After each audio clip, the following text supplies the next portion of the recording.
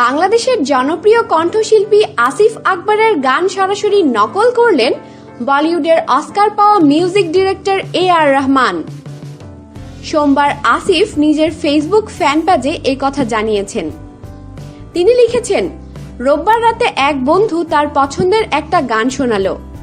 সিনেমার নাম ওকে জানু, গানের টাইটেলও তুম জো নেহি।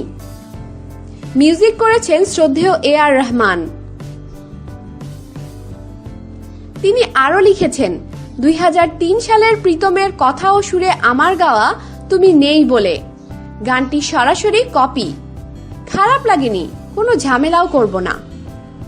বছরের শেষ দিনটায় ক্লান্তি চেপে ধরেছিল। দুপুরের রোদের চোখে নিজের চোখ রেখেছি। এর মধ্যে এসে গেল নতুন বছর। ভাবলাম সকালের রোদটাকে দেখেই ঘুমাবো। পার্থক্য তো অবশ্যই আছে। সকালের রোদে উদ্দীপনা, বিকেলের রোদে বিষণ্ণতা। গত 36 বছর ধরে রাতে ঘুমাই না। আমি যখনই আমার পাশাদের বলি আজ রাতে তাড়াতাড়ি বাসায় যাব, তখনই তাদের শরীর ছেড়ে দেয়। নিশ্চিত থাকে আজ রাত লম্বা হবে। আমার ক্যারিয়ারের দ্বিতীয় ইনিংসের সেরা চ্যালেঞ্জও 2017। ফুরিয়ে না যাওয়া আসিফের প্রমাণের বছর। বেশি দিন অপেক্ষা করতে হবে না। বারুদের দেশলাইয়ের আগুন প্রয়োজন হবে না, এমনিতেই জ্বলবে। রাতের ঢাকা অদ্ভুত সুন্দর।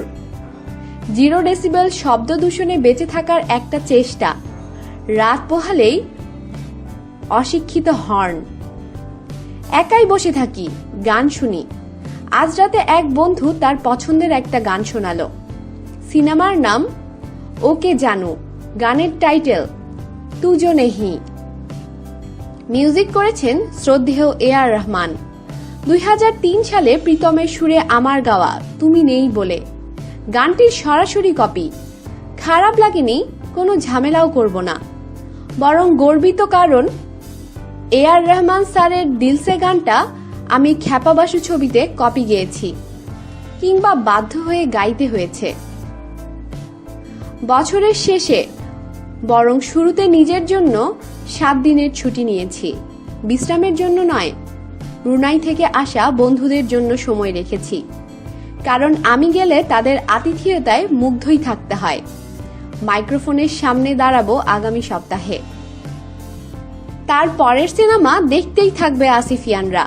2017 হবে একান্তই আমার। ইতিহাস বদলে দেওয়ার জন্য নয়, ইতিহাস সৃষ্টির জন্যই গাইব। ভালোবাসা অবিরাম। রকমারি খবরের জন্য সাথেই থাকুন আর সাবস্ক্রাইব করুন।